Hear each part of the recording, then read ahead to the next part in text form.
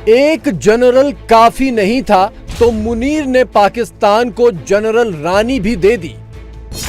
General Munir ने अपनी बेगम launch कर दी। रावलपिंडी में जनरल रानी का हेडक्वार्टर खुल गया। पाकिस्तान में शुरू जनरल रानी की कहानी।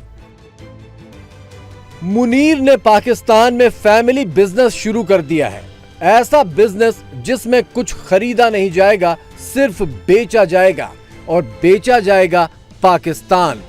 मुनीर के 2 हाथ कम पड़ रहे थे तो उसने अपनी बेगम यानी ईरम मुनीर को बिजनेस पार्टनर बना लिया और पाकिस्तान बेचने की एक दुकान उसके नाम भी खोल दी। रावलपिंडी में जहां मुनीर का फौजी हेडक्वार्टर है, उसी के बाजू में मुनीर ने अपनी बेगम ईरम का पाकिस्तान खरीदो शोरूम खुलवा दिया है। आपको शायद पता ना हो कि पाकिस्तान आर्मी दुनिया की इकलौती ऐसी आर्मी है जो साबुन, तेल, कॉर्नफ्लेक्स, जूते, चप्पल से लेकर सीमेंट, सरिया और प्लॉट भी बेचती है। ये सारे प्रोडक्ट फौजी ब्रांड के नाम से बेचे जाते हैं और सबकी मैन्युफैक्चरिंग पूरी तरह से टैक्स फ्री होती है। अब मुनीर की अगुवाई में पाकिस्तानी फौज ने एक और नया प्रोडक्ट बेचना शुरू कर दिया है। वो है पुराने कपड़े और पुराने घरेलू सामान। ये जिम्मेदारी संभालेंगी आसिम मुनीर की बेगम ईरम आसिम मुनीर। पुराने सामानों की इस दुकान को बेगम ईरम थ्रिफ्टी सेंटर का नाम दिया गया है। यानी पाकिस्तान के जनरलों के घरों के पुराने सामान और पुराने कपड़े अब बेचे जाएंगे और इनकी बोली लगाएंगी आसिम मुनीर की बेगम ईरम और खरीदेंगे पाकिस्तानी फौज के जवान और आम पाकिस्तानी। यानी मुनीर की हालत ये हो गई है कि वो अपने फौजियों को पुराने कपड़े और पुराने सामान खरीदने को मजबूर कर रहा है और अपनी बेगम के साथ मिलकर उतरन के पैसों से रावलपिंडी में अपना किला भर रहा है। सिर्फ बेगम नहीं, आसिम मुनीर की बेटियों को लेकर भी पाकिस्तान में बवाल है। हालांकि मुनीर इन दोनों को पब्लिक लाइफ से बिल्कुल छिपा कर रखता है, लेकिन सच बाहर आ ही गया। मुनीर की 2 बेटियां हैं, खदीजा और सुंदान।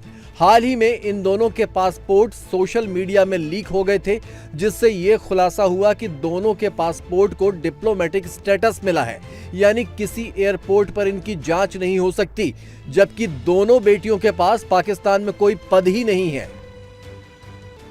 आसिम मुनीर अभी तक मरियम को जमकर प्रमोट कर रहा था। मरियम के हर सरकारी कार्यक्रम में उसके साथ होता था। इससे माना यह जा रहा था कि जब वो खुद राष्ट्रपति के पद पर कब्जा करेगा तो पीएम मरियम को ही बनाएगा। लेकिन जिस तरह मुनीर ने फौज को अपना फैमिली बिजनेस और पाकिस्तान की सत्ता को अपना खेल बना लिया है, उससे यही लग रहा है कि मुनीर अब अपनी बेगम ईरम के नाम पर अपनी सियासी पारी नए सिरे से चमकाने की फिराक में है। जनरल रानियों की कहानी पाकिस्तान के लिए नई बात नहीं है। इसका लंबा इतिहास है। फौजी रूलर याहिया खान ने भी एक जनरल रानी बनाई थी। उस दौर की मशहूर सिंगर अकलीम अख्तर जनरल याहिया खान के बेहद करीबी थी। पाकिस्तानी सियासत की सारी जोड़ तोड़ और फौज के अंदरूनी खेल अकलीम अख्तर के जरिए ही होते थे। उनकी हैसियत इतनी ज्यादा हो गई थी कि उन्हें पाकिस्तान में जनरल रानी कहा जाने लगा था। इसी तर्ज पर जनरल मुनीर भी अपनी जनरल रानी बनाने की चाहत में है।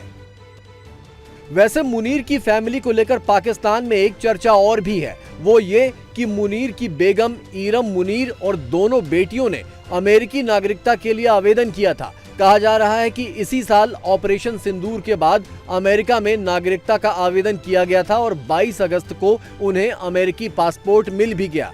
सच क्या है ये फिलहाल किसी को नहीं पता, लेकिन पाकिस्तान को लूटकर परिवार समेत विदेश भाग जाना कोई नई बात नहीं है। फिलहाल तो बेगम ईरम मुनीर फौजियों के पुराने कपड़े और पुराने सामान बेचने में मशगूल हैं। पूरा पाकिस्तान ही बेचकर कब अमेरिका निकल जाएं और मुनीर के नाम पर ताली पीटने वाले पाकिस्तानी मुंह ताकते रह जाएं, इसका कोई ठिकाना नहीं है।